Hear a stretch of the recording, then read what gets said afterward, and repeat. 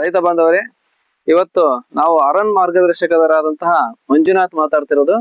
ಇವತ್ತು ಶಿವಮೊಗ್ಗ ಜಿಲ್ಲೆ ಶಿವಮೊಗ್ಗ ತಾಲೂಕು ಬಾಳೆಕೊಪ್ಪ ಗ್ರಾಮದಲ್ಲಿ ಮಂಜುನಾಥ್ ಅವರ ತೋಟದಲ್ಲಿ ಇದೀವಿ.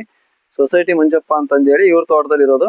ಈ ತೋಟದಲ್ಲಿ ಏನಪ್ಪಾ ಅಂದ್ರೆ, ಈ ತೋಟ ಇದು ಹೆಚ್ಚು ಕಮ್ಮಿ 26-27 ವರ್ಷ ತೋಟ ಇದು. ಈ ತೋಟದಲ್ಲಿ ಅಣಬೆ ರೋಗ ಮತ್ತು ಇಡುಮುಂಡಿಗೆ ರೋಗ ಹರಳುವುದಿರೋದು, ಇದು 3 ಕಂಟಿನ್ಯೂ ಆಗಿತ್ತು.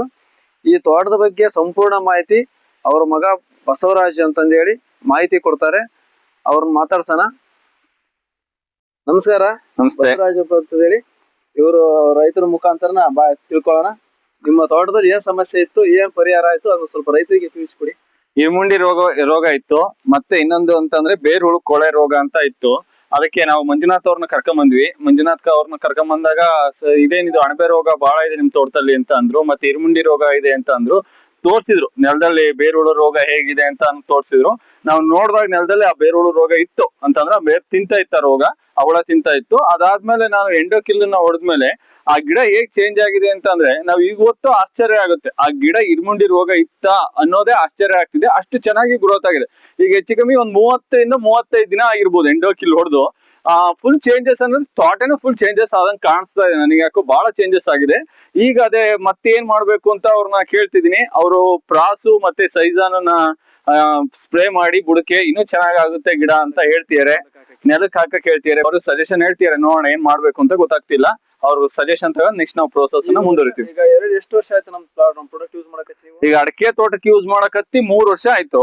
ಪ್ರತಿ ವರ್ಷ ಅಡಿಕೆ ಎಷ್ಟು ಕ್ವಿಂಟಲ್ ಬರ್ತೈತೆ ಎಕರೆಗೆ? 300 ಕ್ವಿಂಟಲ್ ಅಂತೂ ಬರ್ತಿತ್ತು.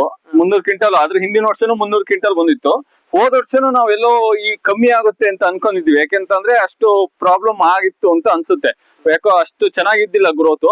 ಬಟ್ ಹೋದ್ ಸಲ ನೋಡಿದ್ರೆ ಅಷ್ಟೇ ಈಲ್ಡ್ ಬಂತು ನಮಗೆ ಅವಾಗ ಬಹಳ ಖುಷಿ ಆಯ್ತು. ಈ ಪ್ರಾಡಕ್ಟ್ ಇಂದ ಚೆನ್ನಾಗಿದೆ, ಚೆನ್ನಾಗಾಗುತ್ತೆ ಅಂತ ನನಗೆ ಬಹಳ ಖುಷಿ ಆಯ್ತು. ಅದಕ್ಕೆ ಈ ವರ್ಷ ಅವ್ರು ಹೇಳಿದ್ರು ನಮಗೆ 3 ಸಲ ಮಾಡ್ಬೇಕು ಡ್ರಂಚಿಂಗ್ ಅಂತ. ಬಟ್ ನಾವು ಅವ್ರ ಸಜೆಷನ್ ಕೇಳಿಲ್ಲ. ನಾವೇನ್ ಮಾಡ್ತೀವಿ ಅಂತಂದ್ರೆ ನಮಗೆ ಎಲ್ಲದೂ ಒಂಥರ ಚಂದ ಅನ್ಸ್ಬಿಡ್ತಾ. ಅವ್ರ ಮಾತನ್ನ ಕೇಳ್ತೀವಿ, ಇನ್ನೊಬ್ರು ಮಾತನ್ನ ಕೇಳ್ತಾ ಹೋಗೋದ್ರಿಂದ ಏನಾಗ್ಬಿಟ್ಟಿದೆ, ನಾವು ಹೋದ್ಸಲ 2 ಮಾತ್ರ ಮಾಡ್ಸಿದ್ವಿ. 2 ಡ್ರಂಚ್ ಮಾಡ್ಸಿದ್ವಿ. 2 ರನ್ ಮಾತ್ರ ಡ್ರಮ್, 1 ಎಕರೆಗೆ 3 ಡ್ರಮ್ ಹಾಕಿದ್ವಿ. ಆ 3 ಡ್ರಮ್ ಅಲ್ಲಿ 1 ಡ್ರಮ್ ಅಲ್ಲಿ ಪ್ರಾಸು, ಪ್ರೊನೆಟಾನು ಮತ್ತೆ ಇನ್ನೊಂದು ಆಲ್ಟೋನು ಮಿಕ್ಸ್ ಮಾಡಿ ಹಾಕಿದ್ವಿ. 2 ಸಲ ಮಾತ್ರ ಸ್ಪ್ರೇ, 2 ಸಲ ಮಾತ್ರ ಬುಡಕ್ ಹಾಕಿದೀವಿ. ಇನ್ನೊಂದ್ಸಲ ಹಾಕ್ಬೇಕಿತ್ತು ಅಂತ ಈಗ ಅನಿಸ್ತಾ ಇದೆ ನಮಗೆ. ರೈತರಿಗೆ ಏನ್ ಹೇಳಕ್ ಇಷ್ಟಪಡ್ತೀವಿ? ಪ್ರಾಡಕ್ಟ್ ಚೆನ್ನಾಗಿದೆ, ನೀವು ಬಳಸಿ, ಒಳ್ಳೇದಾಗುತ್ತೆ, ಒಳ್ಳೆ ಈಲ್ಡ್ ಸಿಗುತ್ತೆ. ಈಗಿರ್ತಕ್ಕಂಥ ಪ್ರೆಸೆಂಟ್ ಸಿಚುವೇಶನ್ ಅಲ್ಲಿ ಏನು ಅಂತ ಅಂದ್ರೆ ನಾವೆಲ್ಲ ಏನ್ ಮಾಡ್ಬೇಕು ಅಂತ ಅಂದ್ರೆ ಆದಷ್ಟು ಬೇಗ ಗ್ರೋತ್ ನ ತಕೊಂಡೋಗ್ ನೋಡ್ಬೇಕು. ಗ್ರೋತ್ ತಕೊಂಡೋಗ್ ನೋಡೋದ್ರಿಂದ ಈಗಿರ್ತಕ್ಕಂಥ ಅಡಿಕೆ ರೇಟ್ ಆಗಿರ್ಬೋದು. Thank you sir.